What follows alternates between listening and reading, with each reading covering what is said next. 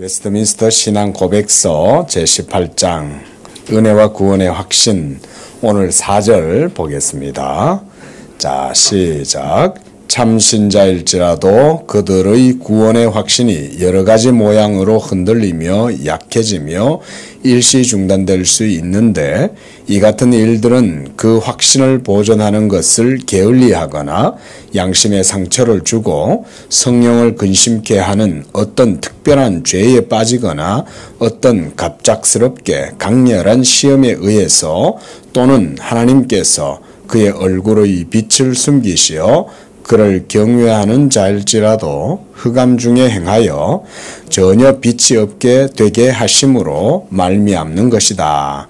그렇지만 하나님의 씨와 믿음의 생활이나 그리스도와 형제들에 대한 사랑, 그리고 의무에 대한 신실한 마음과 양심이 결코 전적으로 그들에게 결여되어 있는 것이 아니기 때문에 성령의 역사로 말미암아 이 확신이 적당한 때에 소생하게 되는 것이며, 또한 그간의 심한 절망에서도 이 성령의 역사로 말미암아 그들이 버텨내는 것이다.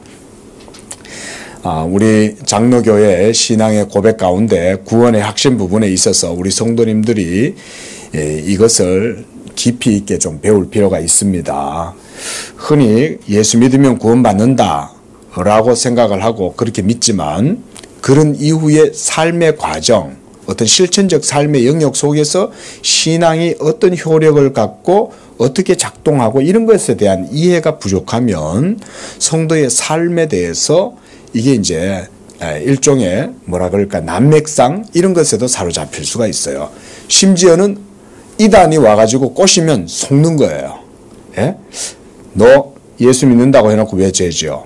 이러면 벌써 양심이 찔리죠.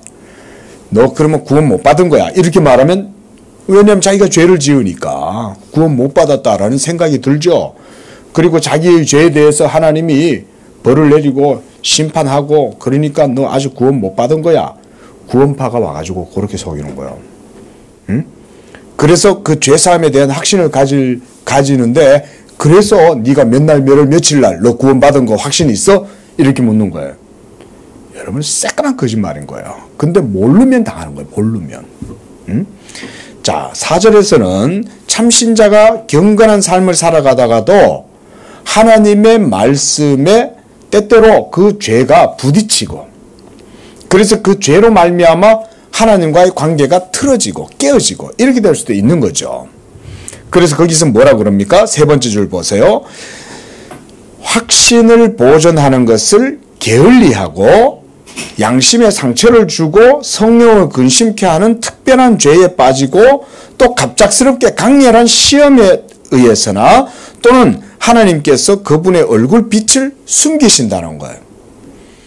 그래서 하나님께서 그의 얼굴을 숨기심으로 흑암 중에 행하고 전혀 빛이 없게 하나님이 만들어 버리신다는 것입니다.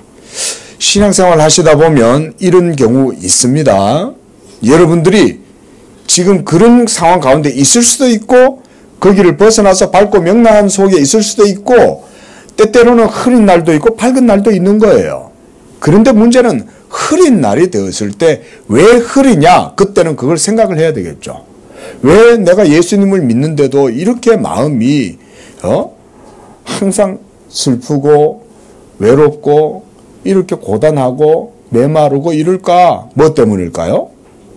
자기 속에 있는 죄 때문에 그런 거죠. 여러분, 죄가 여러분들의 몸을 힘들게 할 뿐 아니라 영혼까지도 힘들게 하는 거예요. 우리가 몸이 힘들면 정신도 힘들잖아요. 그렇죠? 우리는 연약한 육체를 가졌잖아요. 그러다 보니까 그 연약한 육체 속에 있는 죄로 말미암아 우리는 항상 영적으로 고단하고, 그래서 침체되고 갈급하고 그런 거예요. 문제는 뭐냐? 바로 그때 그것을 어떻게 이해하고 그걸 어떻게 우리가 극복해야 되냐, 이런 거잖아요. 그래서 오늘 이 4절에서 바로 그런 것들을 얘기를 해 주시는 거예요. 그렇지만 하나님의 씨와 믿음의 생활이나 그리스도 형제들에 대한 사랑, 그리고 의무에 대한 신실한 마음과 양심이 결코 전적으로 그들에게 결여되어 있는 건 아니라는 거예요.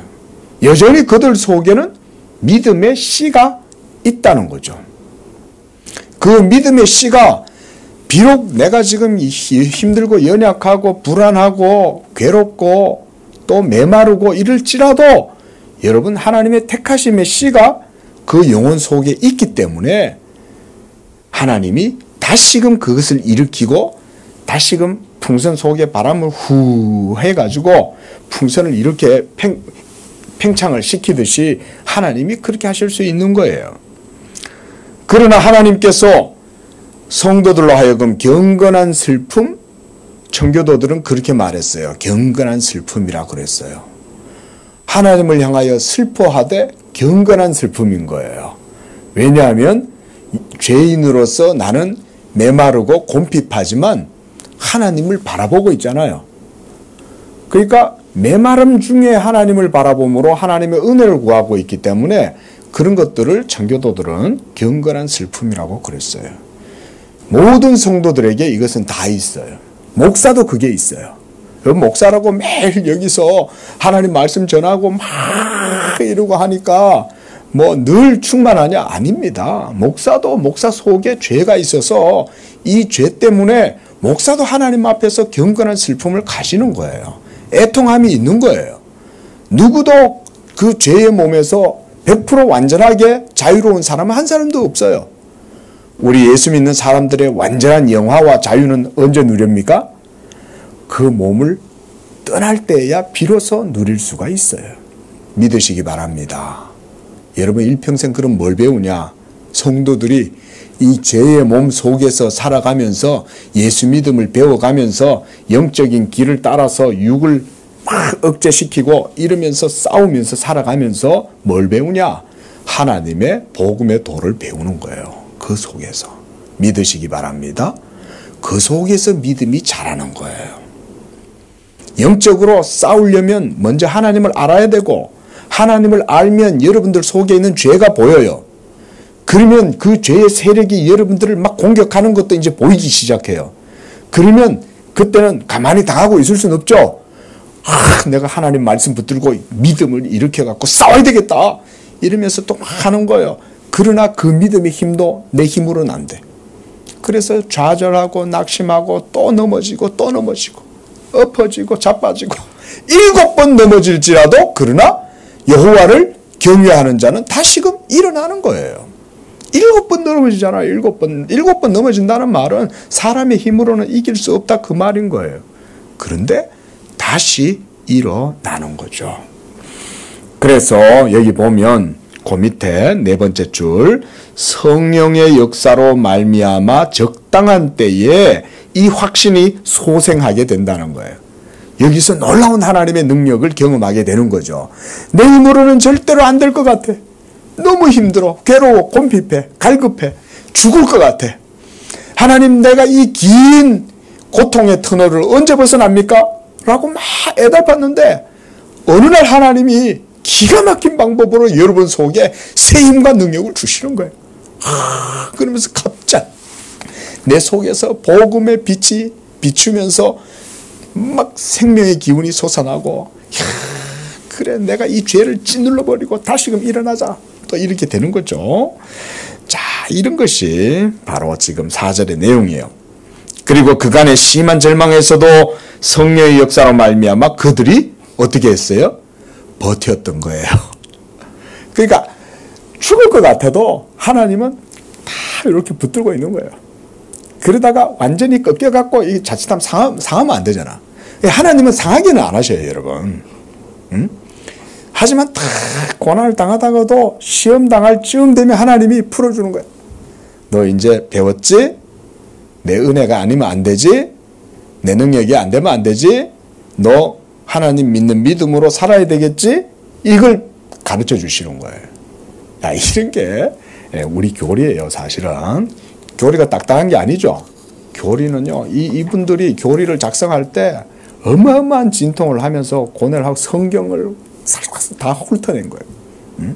이게 우리에게 주신 귀한 교리입니다.